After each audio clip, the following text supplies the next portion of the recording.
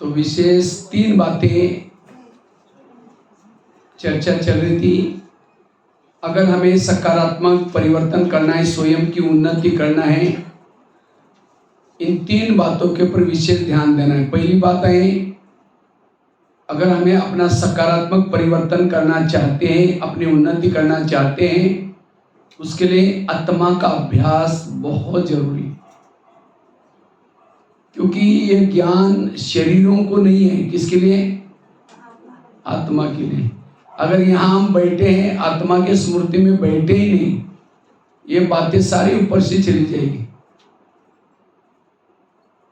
ब्रह्मा बाबा नारायण बनने के लिए बाबा ने क्या पुरुषार्थ किया? आत्मा का पाठ पक्का किया। इसी तरह अगर उन्नति करना चाहते हैं, स्वयं को आगे बढ़ाना चाहते हैं, ये आत्मा का पाठ पक्का जरूरी। बार बार मैं आत्मा हूं, मैं आत्मा हूं, मैं आत्मा देख रही, मैं आत्मा बोल रही, मैं आत्मा हूं। और जितना आत्मा का पाठ पक्का करेंगे उतना योग अच्छा लगेगा। दादी जानकी जी हर क्लास में क्या बोलती थी? मैं कौन और मेरा कौन। आत्मा की स्मृति में रहने वाला रात को सोया है, योग लगा रहेगा। रास्ते में चल रहा है, उसका योग लगा रहेगा। आत्मा की स्मृति में रहने वाला, जैसे एक चुंबक है, चुंबक के सामने लोहे के टुकड़े डालो तो क्या हो जाएगा? खींच लेगा।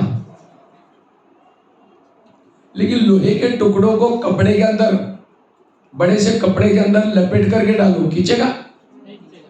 चुंबक खराब है, चुंबक अच्छा है, लोहे के उसको कपड़े के अंदर लपेट करके डाला है। इसी तरह बाबा भी एक चुंबक है, उसके सामने बैठो, देह बांध के कपड़े के अंदर लपेट करके बैठेंगे, कोई अनुभव नहीं हो।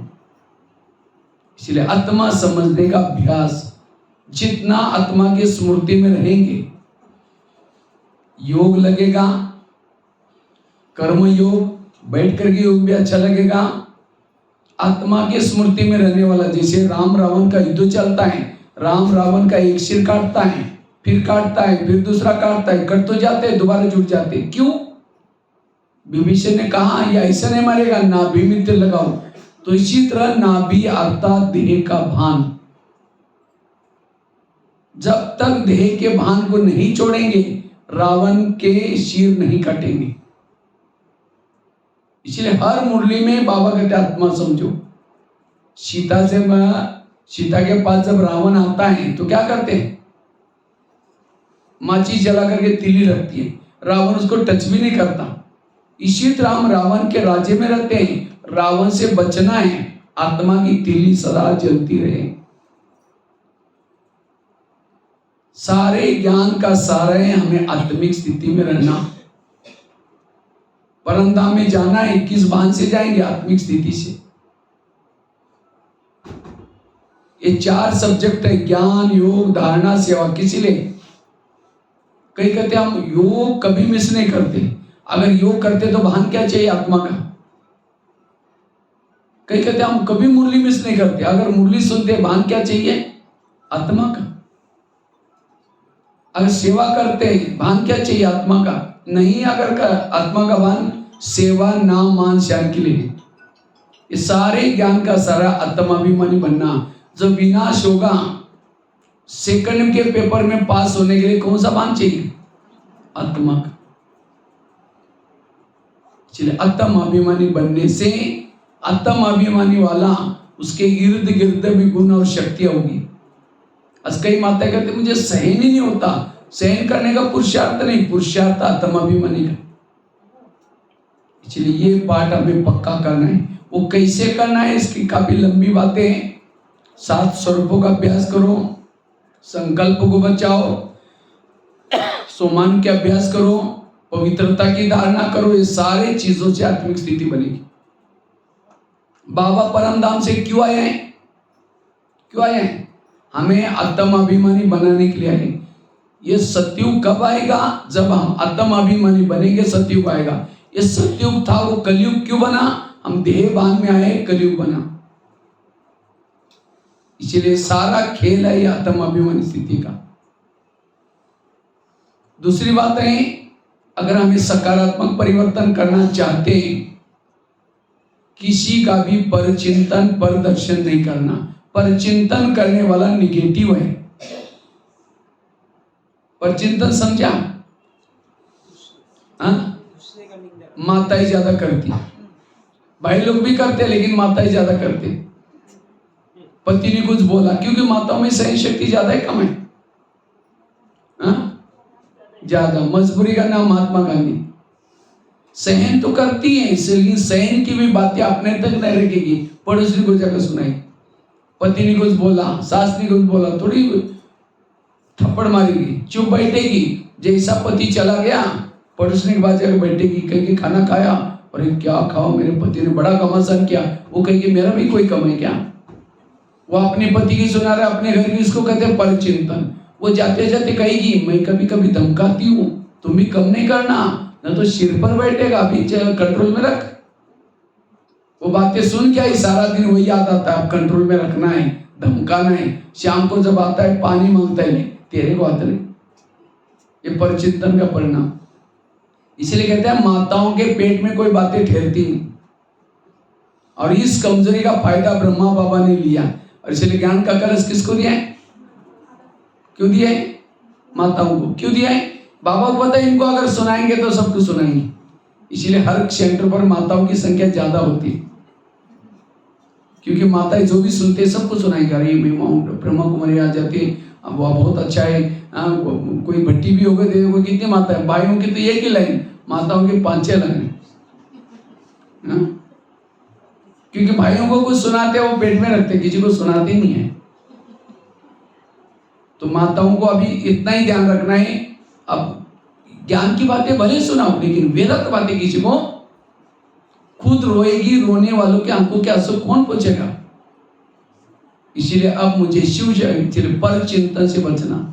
कई कहते हम करते नहीं, लेकिन कोई सुनाता तो क्या करें? क्यों सुनाता है? हम कहते अच्छा और क्या हुआ? वो उठ के भी जा रहे हैं, भाई तो ना चाय पानी पी के जाना, बताओ ना क्या हुआ? कोई उल्टी करता है, उल्टी करता है तो कहाँ जाता है? वॉश बेसिन में। और कोई उल्टी करता है तो हम क्या करते हैं? उसको भगाते, उधर जा उधर जा। वो देखना भी पसंद नहीं करते। तो इसी तरह परचिंतन क्या है? उल्टी है, वो कहाँ की जाके? कान में। कान कोई वॉश बेसिन तो नहीं है ना? वैसा आकार कैसा है? सुंदर सा वॉश बेसिन है, एक नली भी है अंदर। अगर कोई उल्टी करता है उसको तो भगाते यार। यहाँ कोई उल्टी करने के लिए आता है, व्यर्थ बातें सुनाने के लिए, डाल दो आजा। इसलिए ऐसी बातों से बचना, नहीं तो सकारात्मक नहीं बनेंगे। व्यर्थ बातें आती कहां से? दूसरे की तरफ से। परचिंतन करने से व्यर्थ बातें आती। एक शिष्य था, भगवान के पास गया, कहता भगवान मैं जीवन में आगे बढ़ना चाहता हूँ, उन्नति करना चाहता हूँ। भगवान ने कहा ठीक है, मैं उसके लिए तुम्हें वरदान देता हूँ, साथ में 2 थैले देता हूँ। एक थैले को तुम पीछे रखना, पीठ के पीछे, दूसरे को आगे रखना। और जो पीठ के पीछे थैला है उसको पीछे रखना, ना देखना ना किसी को बताना। बस इतना करो तुम्हें सुख शांति मिलेगी, जाओ। वो थैले लेके चला जाता है। कहा कि दूसरी की बुराई का थैला कहाँ है? पीछे, और अपने बुराई का आगे। और कहा कि दूसरी की बुराई को थैले को बांध करके पीछे रखना, देखना नहीं, किसी को सुनाना नहीं। और तुम्हारे अंदर जो दोष है, बुराई है, उसको थैला खुला रखना, आगे बार बार देखना और परिवर्तन करना, सुख शांति मिलेगी, जाओ। लेकिन वो बाहर जाता है, कुछ समय के बाद दूसरे की बुराई के थैले को आगे किया और अपनी को पीछे। उसके वरदान उल्टे हो गए। फिर भगवान के पास आता है, कहता है भगवान मुझे सुख मिला ही नहीं, शांति मिली नहीं। भगवान ने कहा अच्छा तुमको जो थैले थे उसको कहाँ रखा? कहते भगवान मेरे से भूल होगी, कभी कभी पीछे का थैला आगे किया था। भगवान ने कहा यही तुम्हारे दुखों का कारण है। ये कहानी किसी और की नहीं, किसके? हम ही आते, क्यों? थोड़ा सुख मिल जाए, शांति मिल जाए, तो बाबा वरदान देता है, साथ में 2 थैले देता है। दूसरे की बुराई को कहाँ रखो? पीछे, और अपनी बुराई को। लेकिन हम बाहर जाकर के क्या करते हैं? पीछे का थैला आगे करते हैं और आगे का थैला। इसलिए आज से परचिंतन है, परचिंतन करने वाला यहां से चला जाएगा, ज्ञान में ज्यादा समय टिक नहीं सकता। और जो परचिंतन करते हैं उसके बुद्धि में बाबा की ज्ञान की बातें, मुरली कभी भी दिल में नहीं, दिमाग में नहीं बैठेगी। जो परचिंतन करता उसको पूछेंगी आज क्या वरदान क्या था, हाँ बहुत अच्छा था, बताओ ना क्या था, हाँ अच्छा था, स्लोगन क्या था, वो भी अच्छा था, मीठे बच्चे ने वो भी अच्छा था, क्या था, अच्छा था। ये दिमाग में से क्यों निकल गया? परचिंतन। अब जिसके दिमाग में मुरली नहीं है खुशी कैसी रहेगी, विचार सागर मंथन कैसा चलेगा? इसलिए सरस्वती किसके ऊपर बैठी है? हंस के ऊपर बैठती थी, हंस के ऊपर, हंस अर्थात स्वच्छ। तो इस भट्टी से हमें स्वच्छ बन के जाना है, आज से किसी का परचिंतन नहीं करना है। तो सभी आगे हाथ लेकर के प्रतिज्ञा करेंगे, प्यारे बाबा ये संगम युग चल रहा है, संगम युग का अनमोल समय चल रहा है, तो आज से हम कभी किसी का परचिंतन नहीं करेंगे। इस नवरात्रि में इस परचिंतन रूपी राक्षस को मार देंगे, परचिंतन से मुक्त होकर के स्वचिंतन करेंगे, शिव शक्ति बनेंगे, वायुमंडल कभी खराब नहीं करेंगे, किसी की भी परचिंतन की निगेटिव बातें नहीं सुनेंगे। ठीक है, अभी इस हाथ की लाज रखना,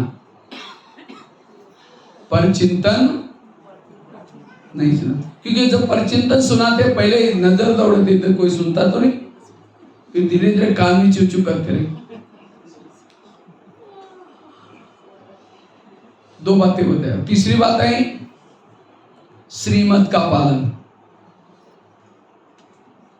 अगर कौन सा परिवर्तन करो? सकारात्मक श्रीमत प्रमाण चलो। तो आप लोग धरान की सब भाई बहने कितना परसेंटेज बाबा के श्रीमत को फॉलो करते बताओ? हर एक का अलग अलग है, तो बताओ पर्सनली आप कितना परसेंटेज बाबा के श्रीमत प्रमाण चलते हैं? श्रीमत तो पता है ना, रोज अमृत उठना, रोज की मुरली सुनना, बाहर का भोजन नहीं खाना, पवित्रता का पालन करना, ये नियम पता है ना। ये सारे नियम में से आप लोग कितना परसेंट फॉलो करते हैं? हाँ बताओ भाई लोग, माताएं बताओ, दो चार बताओ, इसे पता चलेगा सब क्लास का कितना कितना परसेंटेज। 100% पूरी की पूरी, 100% पूरी। वाह 100% माता जी, वाह ताली बजाओ उसका। और बताओ दूसरी माताएं, उन्होंने अपना पर्सनल बताया, सबका नहीं बताया, आप बताओ। और 90% भाई में से 90। अच्छा और बताओ, हाँ कितना? 2%। कौन बोला? 100% मेरे से 2 100। वाह वाह, तो बाबूजी को भी ताली बजाओ। अच्छा और बताओ भाई पीछे माताएं, हाँ 100। अच्छा 100 सारे 100 क्या बात है। आजकल नियम किसको समझते हैं? अमृत वाला उठना। अमृत वाला उठे, लेकिन बाबा के कमरे में वहां झुटका लगाती हो क्या, आधे मार्क कट हो गए समझो। अमृत वाले के 10 मार्क आपके, लेकिन उठे तो सही बिस्तरे से, वहां जाकर के बाबा के सामने आंखें बंद करके बैठे, आधे मार्क कट हो गए, 5 मिनट। उसके बाद भी बुद्धि रूपी नेत्र भी बंद है, भले स्थूल आंखें खुली हैं, लेकिन बुद्धि रूपी नेत्र है ना, परम धाम को देख रहे ना, ये बस ऐसे बैठे। उसमें से भी 2.5 मार्क गए, केवल 2.5 या 2 उठ गए थे, इसलिए बैठ मिले। बाहर का भोजन नहीं खाया, घर का खाया, बातें करते खाया, आधे मार्क उसके भी कट गए। मुरली सुनी, लेकिन उससे पहले आधा घंटा योगी नहीं किया, केवल मुरली सुनी, तो 10 में से आपको क्या हुआ? 5 मार्क मिल गए। लेकिन मुरली सुनी, सारा दिन उस प्रमाण चले नहीं, केवल सुनने तक रखा, आधे मार्क उसके भी कट हो। बैच नहीं पहना, इन भावों में नहीं आए, आज किसी को गुस्सा किया, कोई घटना हो गई तो क्या क्यों करके टेंशन में आए और मार्क कट हो गया। तो अब बताओ, सुबह को मिली हल्दी के घाटी करता मैं पंसारी बन गया, कि ज्ञान बहुत गहरा है, केवल यहाँ आकर के सुन लिया चल पड़े तो हम समझते हैं हम इतना परसेंट, बहुत गहरा है। कोई भी माँ बच्चों को प्यार करते, कब करते? जब कहना मानेंगे, सवेरे जल्दी उठाते हैं, अच्छे कपड़े पहनाते हैं, देखो बेटा कपड़े के अंदर नहीं करना, पढ़ना, लड़ना नहीं, झगड़ना नहीं। बच्चा जाता है, लड़ता है, झगड़ता है, कपड़े गंदे करके आता है, मम्मी मम्मी करते आता है, मम्मी किचन से देखेगी मैंने सूर कहा करके आया, नहीं करेगा तुम चिल्लाते नहीं आती हूँ, अच्छा जाकर 2 थप्पड़ लगा देगी। अगर वही बच्चा माँ का कहना मानकर तो प्यार करती। इसी तरह बाबा में हमारी माँ है, सवेरे जल्दी उठाती है, फरिश्ता ड्रेस पहनाते हैं और कई डायरेक्शन देते हैं, बच्चे आज ये करना, ये करना, ये नहीं करना। मुरली को 2 कॉलम में लिखो, मम्मी ने क्या करने के लिए बोला, दूसरे कॉलम में लिखो क्या मना किया। हम जो मना करते हैं उसको करते हैं, जो करने के लिए शाम को आएंगे, जैसे बच्चा शाम को आता है मम्मी मम्मी करता है, तो हम भी आकर के बाबा बाबा करते हैं। मम्मी किचन से देखते हैं, बाबा वो ऊपर के परमदाम की खिड़की से देखता है, ये तो पुकार तो रहा है, लेकिन सवेरे जो कहा किया ही नहीं, तुम चिल्लाते मैं यही ठीक हूँ। फिर कहते योग में तो बैठते हैं, लेकिन बाबा सामने से प्यार ही नहीं करता, नहीं करता है तो दाल में जरूर कुछ काला है। इसलिए श्रीमत का पालन एक करोड़। कई क्यों नहीं करते? लोक लाज, लोक लाज आते। अगर बिल्ला बैच पहनेंगे लोग क्या कहेंगे, सफेद ड्रेस पहनेंगे लोग क्या कहेंगे, बाहर का खाना नहीं खाएंगे लोग। इस दुनिया में ऐसे हैं, घोड़े पर बैठने में नहीं देंगे, पैदल चलने में नहीं देंगे। इसलिए कहते हैं ना, सुनो सबकी करो अपनी नहीं, मन की नहीं, श्रीमती। फटाफट कुछ आवाज कर दे तो उन्होंने अपनी मन की, ना मन की ना चन की। समझो यहाँ आते हैं तो लोग बोले अरे क्या ओम शांति भी जाते हैं, ये सफेद ड्रेस क्या पहन के बैठा है, ना फैशन करते ना बाहर खाना खाते हैं। ये क्या लाइफ है? ये लाइफ होता है खाओ पियो मौज करो। किसने देखा है दुनिया कल का? ठीक है कल से यहाँ आना बंद करो, एक सिगरेट लो, पैंट पहन करके बाल खुला करके घूमते रहो गलियों में, क्या बोलेंगे? अरे ये कौन सा अवतार कर क्या? थोड़ा पूजा पाठ करो, भक्ति करो। वो कर रहे थे तब भी बोल रहे थे, ये करे तो भी बोल रहे थे। इसीलिए वही करो जो प्रभु को पसंद है। इसलिए श्रीमत प्रमाण चलो। यहाँ फिर भी लोक लाज कम है इसमें नेपाल में।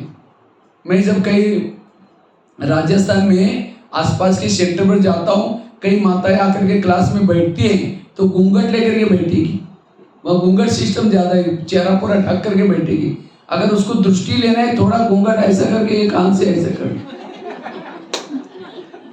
अभी कुछ दिन पहले मधुबन में, कुछ साल पहले मधुबन में बहुत सारी माताएं आई थी राजस्थान की, वहाँ बाबा मिलन का प्रोग्राम में आई थी। तो एक माता जी टेलीफोन एक्सचेंज में फोन करने के लिए आई थी। मैं वहाँ खड़ा था कुछ काम से, जब उसका फोन लगा फटाफट घूंघट लेकर के बात कर रहे थे अंदर से। पूरा फोन होने के बाद मैंने पूछा माता जी ऐसे घूंघट से बात क्यों कर रहे थे? कहते ससुर जी से बात कर रहे थे ना। मैंने कहा ससुर जी कहाँ है? कहते जयपुर में। हमने कहा इतना दूर से आपका घूंघट देखा तो नहीं। लेकिन मुझे बहुत अच्छा लगा कि ससुर जी के लिए, बड़ों के लिए रिस्पेक्ट के लिए करते हैं लोग, बड़ों के लिए रिस्पेक्ट है। लेकिन ससुर जी का ससुर जी कौन है? शिव बाबा। उसकी इतनी लोक लाज है, अगर मुरली के लिए नहीं जाए, मुरली सुनने के लिए नहीं जाएंगे ससुर जी क्या बोलेंगे, अमृत वाला नहीं उठेंगे ससुर, उसकी कोई लोक लाज नहीं।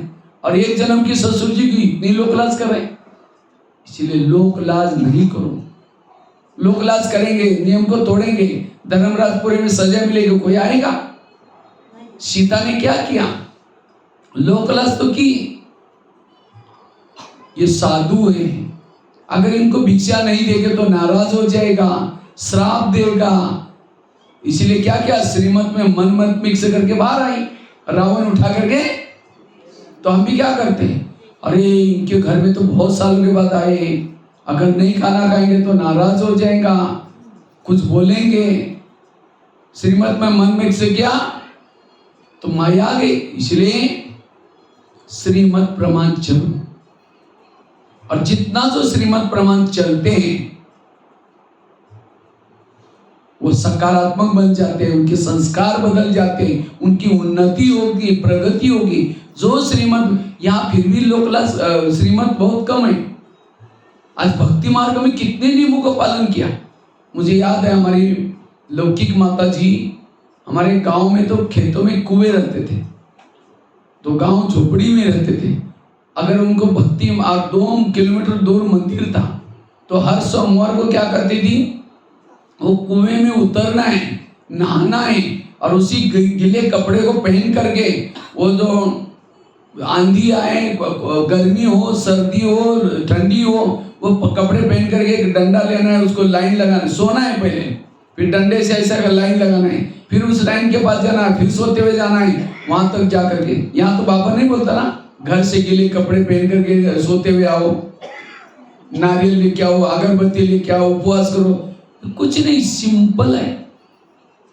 इसलिए ईश्वरीय नियमों का पालन करना और जितना श्रीमद् प्रमाण चलेंगे सकारात्मक शक्तिशाली बनेंगे। ये है तीसरी बात। और खास लास्ट की बात, योग के तरफ अटेंशन। अब कई माता ये समझो योग लगाने के लिए आ रहे हैं, थोड़ा भी टाइम योग लगाने के लिए मिलता भी है, उस योग में भी उनकी बुद्धि कई बार भटकती है। कैसे भटकते हैं? समझो कोई माता योग लगाने के लिए आ रहे हैं, आते आते रास्ते में देखा बहुत अच्छा सब्जी वाला जा रहा है, वाह कितनी अच्छी सब्जी है, आज दोपहर को शाम को इसकी सब्जी बनाते हैं। ये समझ करके यहाँ आई बैठी, लाल लाइट चल रहा है, गीत बज रहा है, शुरू किया मैं आत्मा हूँ, शांत स्वरूप हूँ, शक्ति स्वरूप हूँ। फिर सोचे झोला तो लाए नहीं, अब सब्जी कैसे लेके जाए? फिर कहेंगे ठीक है, उसके पास अब प्लास्टिक का झोला तो पड़ा है। फिर कहेंगे मैं आत्मा हूँ, शांत स्वरूप हूँ, शक्ति स्वरूप हूँ। फिर सोचे कि गैस के ऊपर जो दूध रखा था, मैंने उस गैस को कम किया था या बंद किया था, कम किया बंद किया, चलो कोई बुझा ही देगा, मैं आत्मा हूँ। फिर कहेंगे मैं आत्मा हूँ। फिर अचानक याद आ रहा है घर में तो मेहमान आने वाला था और मैंने सोचा था उसके लिए एक चना बनाऊं, लेकिन चना तो रात को भिगो ही नहीं, अभी तो बन ही नहीं सकता। अब क्या बनाओ क्या नहीं बनाओ करना, लाल लाइट की सफेद लाइट हो गई, योग का टाइम पूरा हो गया। सामने वाला बैठने वाला सोचा वहां इन्होंने आधा घंटा योग किया, लेकिन इनका योग कहाँ लगा था? वो चना वाला योग या सब्जी वाला योग, बाबा वाला योग नहीं था। ये माताओं की बातें बताई। भाई कोई दुकान वाला है, बैठा है योग करने के लिए, मैं आत्मा हूँ, शांत स्वरूप हूँ। फिर सोचा रे कल एक उधार लेके गया था, काफी सामान लेके गया था, उसको मैंने खाते में लिखा, डायरी में नहीं लिखा, लिखा ही नहीं लिखा, उसको वही दिखाई पड़ रहा है। फिर कहेंगे ठीक है बाद में देख लेते, मैं आत्मा हूँ, शांत स्वरूप। फिर सोचा रे कुछ होलसेल सामान मंगाना था, विराटनगर फोन करना था, चलो बाद में योग के बाद फिर कर लेते, फिर मैं आत्मा हूँ, शांत। कहाँ योग में बैठे वो चिंतन। कोई माँ मेहमान के साथ बात कर रहे, बीच में बच्चा आता है, मम्मी मेरी टाई का है, मैं ठहर जाओ बाद में बात करूंगी, मेहमान से बात कर रहे। बच्चा तो रोज का है। अटेंशन से योग करना। जैसे मोबाइल को चार्जिंग करते, कैसे करते? कहीं रोड पर डालो चार्जिंग होगा? कहाँ लाते हैं उसको? प्लग के पास लाकर रखते हैं, और रखेंगे नहीं, उसकी तारे प्लग में डालेंगे, स्विच चालू करेंगे, तार को बार बार डालेंगे नहीं। इसलिए आज हमारे जीवन की सारी समस्याएं योग हम विधि से नहीं करते, इसलिए योग को विधि से करो। जितना योग विधि से करेंगे आपको योग की अनुभूति होगी, आत्मा अनुभूति होगी, उसे अपने आप सकारात्मक बनेंगे। योग करने वाला, आत्मिक स्वरूप में रहने वाला एक बाबा के बिना किसी के प्रभाव में नहीं आएगा, ना किसी बातों के प्रभाव में। इसलिए योग के तपस्या की जरूरत है, साधना की जरूरत है। हमारा रोज के दिनचर्या में अमृतवेला का 1 घंटा, क्लास के पहले का आधा घंटा, रात को सोने से पहले, कल क्या होने वाला है, कल हम जिंदे होंगे नहीं होंगे भरोसा नहीं है।